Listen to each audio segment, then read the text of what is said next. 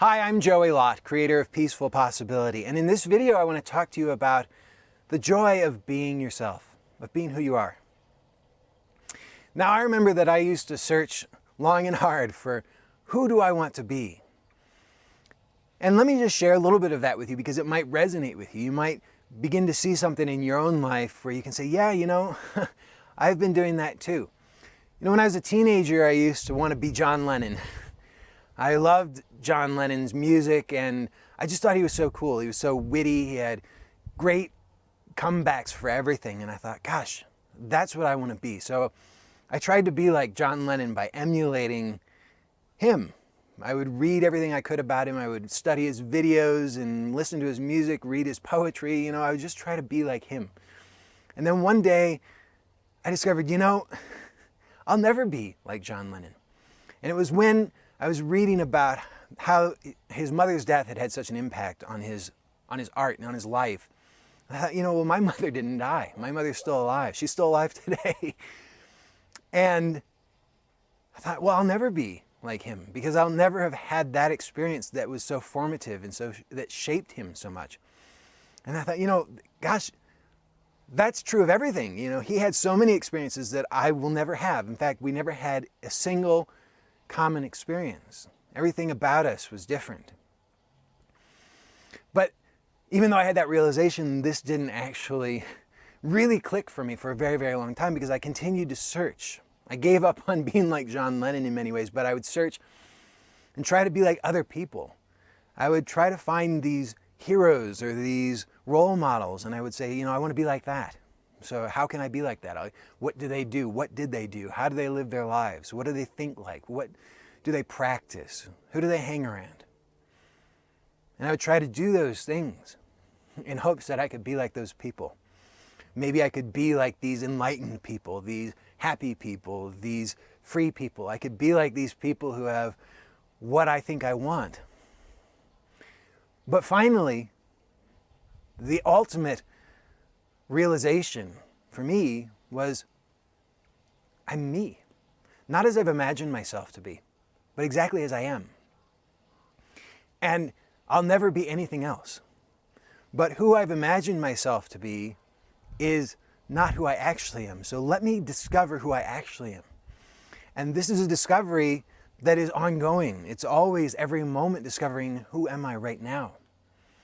And if you try to bring this into thought and analyze it and give labels to it, I am this, I am that, I am this person, I am a good person, I'm a bad person, I'm a generous person, I'm a tall person, I'm a short person, I'm a fat person, I'm a skinny person, I'm a whatever person, then that is always about something that is no longer. The second that you can put it into thought, that you can bring this into a concept or an idea, it's not that anymore. Then it's just the concept or the idea, which is limited. That's just another idea of who you are. So the actuality of who you are, the actuality of who I am, is always right here. It's always right now. And it's before any thought. It's before anything. It's immediate. It's direct. And you can experience it right now. You are always experiencing it. You are already this, no matter what. So the invitation that I give to you is to just stay with this, to stay with who you are immediately and directly in every moment, in this moment, right now.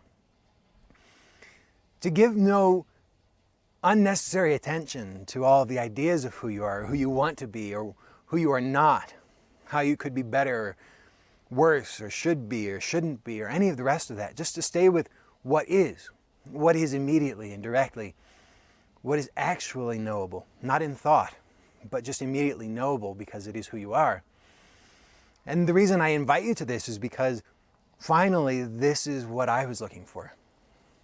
This I discovered is true peace and true freedom, true joy. This is the source of true power. And it's not the power over anything. It's the power of being. It's the power, it's truly the only power in the universe. It's the only power that is. Every other power that we imagine is just a shadow of this power. But this is not a power as we've imagined power to be. This is not the power that we think power to be. This is the actuality of power. So it's about discovering what is in every moment, discovering what is power truly, what is true freedom, what is true peace, what is true joy. And it's always right here, always right now. It's always this invitation to be yourself as you really are. It's the invitation of a lifetime, really. It's always an invitation to yourself in every moment. It's joyful, really, truly.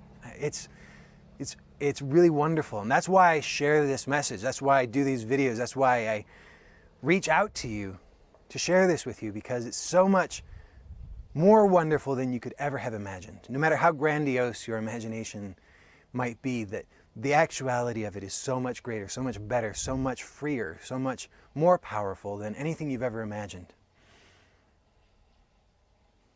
There's nothing left to defend. There's nothing left to accomplish. There's nothing left to achieve.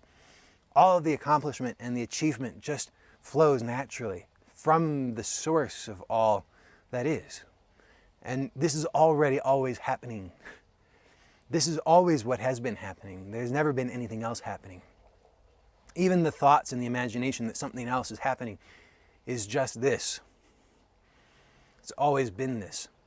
So this truly is my invitation, as directly as I can put it to you right now, is just to rest here and know who you are. And to know that this is where everything springs forth from. This is really the true source of all that is. So what else could you be looking for? What else could be greater than this? This is it. This is all. And just very briefly, I'll share with you, as I often share with you in these videos, how you can discover this. Maybe this isn't exact. Maybe this is not the only way. Maybe it's not even the way, but it's one way that I have discovered that strangely seems to work. And so I'll share it with you right now, which is that just notice that your attention often is going to the thoughts about what it all means and what you need to do and what you're going to do and what might happen and what has happened and who did what and who should have done what. And it's all about the thoughts about the thing or about life instead of actually directly experiencing life. So just notice that that's happening. You don't need to try to stop it. You don't need to do anything about it. Just notice that that happens. Just become aware of that. And then notice that there are sensations in your body. And notice that when you experience sensations in your body, you often overlook them. You often jump instead directly to the thoughts about the sensations. Instead of just meeting and experiencing the sensation directly as it is, you give a label to it, a diagnosis. You try to do something about it. This is a good feeling or a bad feeling. If it's a good feeling, how am I going to keep hold of it? If it's a bad feeling, how am I going to get rid of it? What caused it? What should I do differently? You have to have a name or a label, diagnosis for it, and then something that you're going to do about it.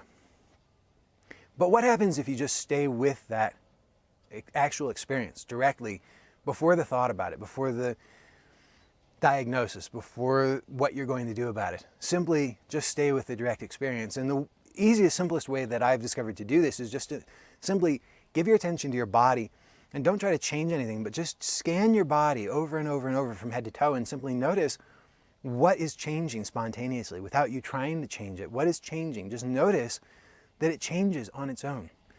That in this ever-present moment, things are always changing. It's always changing. It never remains the same. So become very curious about this. And as you stay with this, you'll begin to notice that your attention naturally becomes curious about, what is this? What is this that's even closer than all of that? And it starts to turn and look at its source. And here it becomes really fascinated, because what is this source? It cannot know, it cannot see, because it has no form. The source has no form, but it's undeniable. So it just becomes more and more curious, and attention continues to be drawn further and further into the self. And then you recognize, I am that. I am this. This is who I am. And then my invitation is just stay here. And notice that everything else that is happening is just a happening within you. Which I say just. that sounds dismissive. It's all wonderful. It's all part of, it all is this. But somehow staying right here is this place of power. It really is the ultimate power, the ultimate joy, the ultimate peace, the ultimate freedom, the ultimate creativity, just to remain here and to notice that it's always happening spontaneously of its own accord. Uncaused. You've never been doing it anyway. There never was anyone to do it.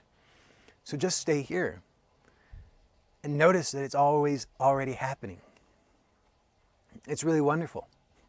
Life comes alive, truly, in ways that you would never have imagined before.